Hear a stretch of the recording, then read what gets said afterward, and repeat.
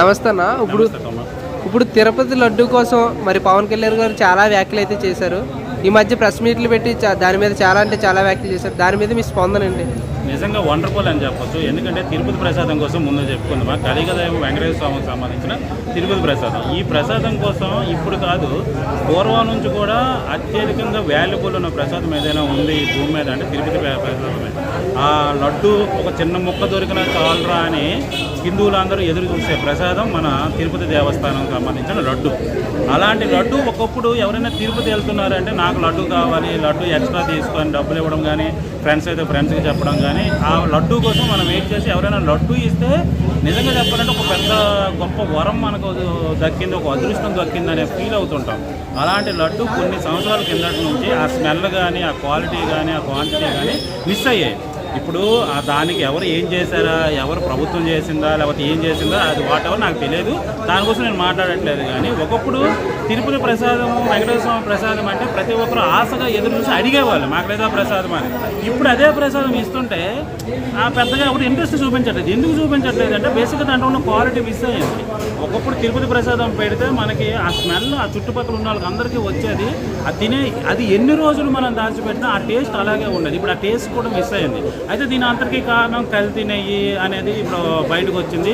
ఆ కల్తీ నెయ్యి ఎవరి వాళ్ళు వచ్చిందా, ఏం చేశారా, ఏ ప్రభుత్వాలు కలిపాయా, వాటెవర్, ఇది నాకు సంబంధం లేదు. మరి ఇప్పుడు పవన్ కళ్యాణ్ గారు ఇదే తప్పు ముస్లిమ్స్ జరిగినా లేదంటే క్రిస్టియన్ జరిగినా చాలా విభేదాలు జరుగుతాయి అది ఇదని చెప్పుకొచ్చారు. అంటే ఇప్పుడు పవన్ కళ్యాణ్ గారు ఓన్లీ హిందువులకే సపోర్ట్ చేస్తున్నారా లేదంటే అన్ని విధాలుగా అన్ని కులాలకి ఆయన సపోర్ట్ చేసి మాట్లాడా అన్న దాని మీద చూసుకుంటే ఓన్లీ హిందువుల కోసం మాట్లాడినట్టయితే ఆ న్యూస్లో ఆ వ్యాఖ్యలు అయితే ఉన్నది. దానికోసం నేను చెప్తా. ఇప్పుడు దెబ్బ నీకు తగిలింది అనుకో, నీకొచ్చి పరామర్శించాలనా లేకపోతే ఆ ఊరోళ్ళని చుట్టుపక్కల వాళ్ళని మన దేశం మొత్తం వెళ్ళి అరే పలానాడు దెబ్బ తగిలింది అని వాళ్ళ కోసం చెప్తామా? ఇప్పుడు దెబ్బ ఎక్కడ తగిలింది, మోసం ఎక్కడ జరిగింది? హిందూ దేవాలయంలో కలియుగ దైవమైన వెంకటేశ్వర స్వామి టెంపుల్లో జరిగింది. సో ఇది హిందువులకు సంబంధించింది. ఇక్కడ ఆయన మాట్లాడే విధానం ఏం మాట్లాడాడంటే, ముస్లింల విషయంలో ఏదైనా జరిగినా, క్రిస్టియన్ విషయంలో ఏదైనా జరిగినా వాళ్ళు ఇమీడియట్గా వచ్చి స్పందిస్తారు. కానీ హిందువులు అనేవాళ్ళు ఎవరు స్పందించట్లేదు. ఫ్యాన్స్ అనేవాళ్ళు, ఎస్పెషల్లీ నా ఫ్యాన్స్ కూడా నాకు జిందాబాదులు కొడతారే తప్ప అది నాకు కాదు. ఈరోజు ఇక్కడ మన హిందూ సాంప్రదాయానికి జరిగిన అన్యాయానికి మీరు వచ్చి మాట్లాడాలి, మీరు రావాలి, రోడ్డుపైకి రావాలి, మీరు దానికోసం ప్రశ్నించాలి.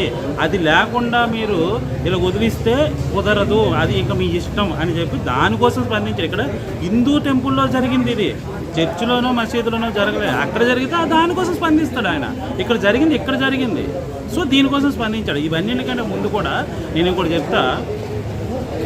ఇది కాకుండా కొన్ని సంవత్సరాల కిందట ఆంధ్రాలో చాలా విగ్రహాలు పగలగొట్టారు, దేవుళ్ళ విగ్రహాలు. నాకు ఆ టైంలో మోడీ గారి మీద చాలా కోపం వచ్చింది. నాకు ఒక ఫ్రెండ్ ఉన్నాడు, అతనికి మోడీ అంటే చాలా ఇష్టం. నేను కూడా మోడీ గారికి ఓటేసిన నేను మోడీ గారి మీద నాకు ఎస్పెషల్ ఎందుకు కోపం వచ్చిందంటే, హిందూ సాంప్రదాయం అని చెప్పిన మోడీ గారు ఆంధ్రాలో జరిగిన 4000 ఎన్నో పై చిలుకు విగ్రహాలు, దేవుళ్ళ విగ్రహాలు పగలగొట్టినప్పుడు ఎందుకు స్పందించలేదు, ఎందుకు దీన్ని తీసుకోలేదు? అంటే పొలిటికల్గా భయపడుతున్నారా, పొలిటికల్గా ఏమైనా జరుగుతుందా, నాకు అర్థం కావట్లేదు. కానీ హిందూ దేవాలయాల్ని విగ్రహాలు పోల్చడము, పగలగొట్టడం అనేది చాలా దారుణాతి దారుణం. దానికోసం ఎవరు స్పందించలేదు. ఈవెన్ ఎందుకబ్బా మోడీ గారు ఎందుకు? ఆంధ్రప్రదేశ్లో ఉన్న వాళ్ళైనా సరే, తెలంగాణ ఉన్న వాళ్ళైనా సరే, భారతదేశంలో ఉన్న వాళ్ళు ఎవరైనా సరే దేవుళ్ళు విగ్రహాలు పగలగొట్టిన రోజు మనం తిండి మానేలేదు. మనం తింటున్నాం, ఎంజాయ్ చేస్తున్నాం, చికెన్లు తింటున్నాం, మటన్లు తింటున్నాం, సినిమాలు చూస్తున్నాం, ఫ్యామిలీస్తో ఫంక్షన్ చేసుకున్నాం, అన్నీ చేసుకున్నాం. కానీ దేవుడు అంటే భక్తి ఉన్న మాకెందుకులైనా వదిలేశారా? లేకపోతే దానికోసం మాట్లాడితే ఎవరైనా ఏమో అనుకుంటారని పట్టించుకోలేదా? సరే విగ్రహాల దేవుడే చూసుకుంటాడని అనుకున్నారా? లేదా కేవలం అయితే ఇప్పుడు ఓవరాల్గా ఇప్పుడు దీని మీద మీ లాస్ట్ క్వశ్చన్ ఏంటంటే, ఓవరాల్గా ఇవన్నీ జరుగుతున్నాయి కదా, ఎన్నాటికి ప్రజల కోసం వచ్చి బయటకు వచ్చి నిలబడ్డది పవన్ కళ్యాణ్, లేదంటే నిలబడ్డది పవన్ కళ్యాణ్. కానీ ఆపోజిట్ పార్టీ వాళ్ళు జగన్ అనే వ్యక్తి కూడా ఇక్కడ నా మీద తప్పు జరిగింది నన్నే అంటున్నారని చెప్పేసి ఆయన ఎందుకు భుజాలు తడుముకుంటున్నాడు? ఒకవేళ ఆయన ఏమైనా తప్పు చేసి ఉంటాడా లేదంటే? అది నాకు సంబంధం లేని మ్యాటర్. నీకు ఇదే చెప్పాను. జనాలు కూడా మాట్లాడుకోవడానికి ఏంటంటే ప్రతి ఇష్యూని కూడా పాలిటిక్స్ చేస్తున్నారు. ఏదైనా తప్పు జరిగితే అది చట్టాలు చూసుకోవాలి, జనాలు కాదు. ఆ చట్టము ప్రభుత్వాలు ఎందుకు ఇస్తారు, ఎందుకు ఎంచుకుంటారంటే ఏదైనా జరిగితే దాని మీద వాళ్ళు స్టాండ్ తీసుకొని ఎవరు చేశారు ఈ తప్పు అనేది బయటపడి దానికి తగిన శిక్ష ఇవ్వాలి. ఇక్కడ జనాలు నోరు ఎత్తకపోవడానికి, మాట్లాడకపోవడానికి రీజన్ కూడా అదే. ఇది పాలిటిక్స్. ఈరోజు వీళ్ళు గెలిచారు, రేపు ఇంకొకరు గెలవచ్చు, రేపు వాళ్ళు రావచ్చు. ఇవన్నీ వాళ్ళు ఒక దాన్ని ఏమంటే కక్షపూరితంగా వెళ్ళిపోయి కక్ష పెట్టుకొని తర్వాత రేపు పొద్దున్న టార్గెట్ చేస్తారనే ఉద్దేశంతోనే జనాలు బయటికి రావట్లేదు. ఇప్పుడు జనం బయటికి రావాలి, జనం మాట్లాడాలి, జనం ఎదిరించాలనే దానికంటే తప్పు జరిగిందా, తప్పు అని తెలిసిందా, ఎంక్వైరీ చేయాలి, ఎవరు తప్పు చేశారో వాళ్ళు లోపలేయాలి. ప్రతిదానికి జనం ఎందుకు రావాలంటే జనం అంత ధైర్యంగానే ఉంటే వాళ్ళు ఎప్పుడో ఎదిరిస్తారు కదా. ప్రతి నాయకుని గల్లీలో ఉన్న నాయకుడిని కూడా జనం ఎదిరించలేకపోతున్నారు. ఎందుకు అంటే రేపు పొద్దున పథకాలు తీసేస్తారేమో. ఇందాక మోడీ కోసం ఇప్పుడు నాకు పూర్తి మాట్లాడనివ్వట్లేదు. కంటెంట్ మంచిది, కంటెంట్ నేను చెప్తున్నప్పుడు నేను మధ్యలో ఇప్పుడు 2-3 క్వశ్చన్స్ నువ్వు అలానే వేసావు. కంటెంట్ నేను ఏదైతే జనాలకు చెప్పాలనుకుంటానో అది మిస్ చేస్తున్నాను. కట్ చేసుకుంటా కదా. బేసిక్ ఇక్కడ జరిగింది ఏంటంటే నేను ఒకటే చెప్తా, జనాలు గల్లీలో ఉన్న చిన్న లీడర్కి కూడా భయపడుతున్నారు. వాళ్ళు పథకాలు తీసేస్తారనో లేకపోతే అర్ధరాత్రులు వెళ్తే కొట్టడం జరుగుతుందనో. ఎందుకంటే వీళ్ళకి బలం అనేది ఉండదు. మొత్తం అంతా కూడా ఒక కేసులో ఇరికించాలన్నా, ఒక కొట్టాలన్నా, బెదిరించాలన్నా ఏదైనా పొలిటికల్ లీడర్లతో అవుతుంది, పొలిటికల్ పార్టీలతో అవుతుంది అనే ఉద్దేశంతోనే జనాలు బయటికి రాలేకపోతున్నారు. సో జనాల కోసము ఎవడైతే స్టాండ్ తీసుకుంటాడో వాడే నిజమైన నాయకుడు. అక్కడ జరిగిన అన్యాయం కోసం జనం వచ్చి చెప్పక్కర్లేదు. అక్కడ జనం నిజంగా అన్యాయం జరిగింది, ఎంక్వైరీలో తేలింది, లోపలేసేయండి. ఇక్కడ మర్డర్లు జరిగిన, మానభంగాలు జరిగిన, దొంగతనాలు జరిగిన, దోపిడీలు జరిగిన, బెదిరింపులు జరిగిన, ఏం జరిగినా ప్రజలందరూ వచ్చి నిలబడడానికి వాళ్ళకి ధైర్యం చాలదు. వెనక ఇప్పుడు కెమెరాలు లేకపోతే చాలామంది 100 మంది ఇక్కడ అందరూ మాట్లాడుకుంటారు, అన్నీ వింటాం మనం. వాళ్ళు ఎందుకు వచ్చి బయటికి రారు, ఎందుకు నాయకుల వెనక నిలబడరు అంటే రేపు పొద్దున వాళ్ళకున్న దాన్ని ఏమంటే ఫైనాన్షియల్ ప్రాబ్లమ్స్ అవ్వచ్చు, ఫ్యామిలీ ప్రాబ్లమ్స్ అవ్వచ్చు, అది ముందుకు వచ్చి మాట్లాడితే రేపు పొద్దున సమస్యలో ఇరుక్కోవడమే తప్ప ఉపయోగం ఉండదు అనే ఉద్దేశంతో అందుకే వాళ్ళు తిట్టుకుంటున్నారు. అందరూ తిడుతున్నారు, అందరూ బాధపడుతున్నారు, అందరూ ఇదవుతున్నారు, కానీ ముందుకైతే రారు. ఎందుకంటే ఇదే ప్రాబ్లము.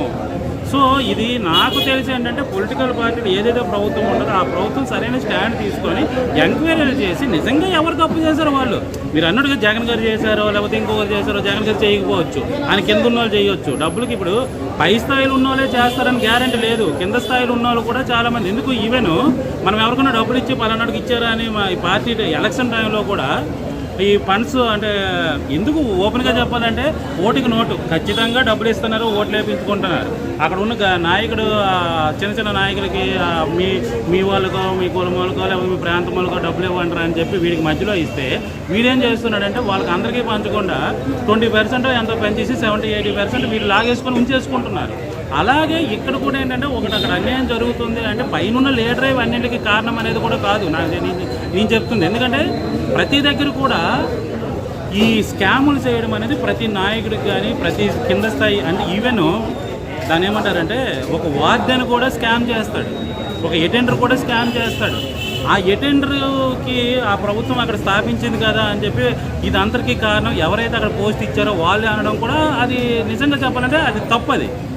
ఎంక్వైరీలో నిజంగా అరే నువ్వు అక్కడ స్కామ్ చేయరని ఎవరైతే పోస్ట్ చేశాడో వాడే ఇదంతా జరిపించాడు అనుకోండి, ఆయన తీసుకెళ్ళేయాలి ఎవడైతే. కానీ ఊరికినే పై స్థాయిలో ఉన్న వాళ్ళతోనే మనం అనక్కర్లేదు. ఇక్కడ ఏంటంటే డబ్బు కోసం ఏదో పని చేస్తాడు. చాలామంది డబ్బు కోసం ఏదో పనులు అయితే కామన్గా చేస్తారు. ఇక్కడ పై స్థాయిలో ఉన్న వాళ్ళు ఇదంతా చేశారనేది నేనైతే దానికోసం నేను అంగీకరించను. అది చెయ్యొచ్చు, చేయకపోవచ్చు, అది నేను క్లారిటీగా చెప్పడానికి ధైర్యంగా ఇదే చేసి ఉంటారని బలగుద్ది చెప్పడానికి అయితే ఎట్టి పరిస్థితుల్లో ఇది లేదు. ఎందుకంటే ఈవెన్ ఒక సినిమా షూటింగ్లో కూడా ప్రొడ్యూసర్ డబ్బులు ఇస్తే మేనేజర్లు నొక్కేస్తుంటారు.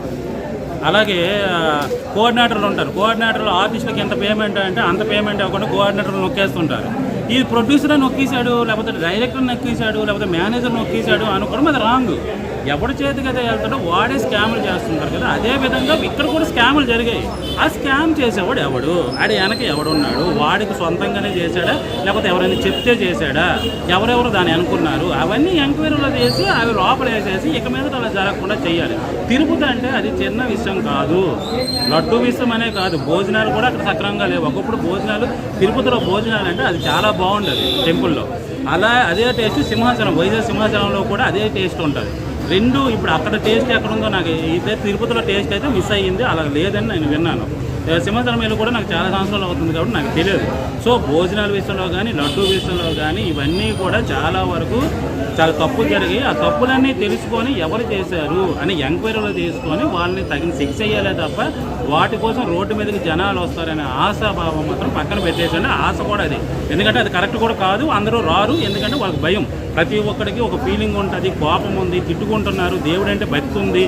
కానీ బయటకు వచ్చి ఎదిరించే దమ్ము ధైర్యం అయితే ఏ జనాలకి లేదు.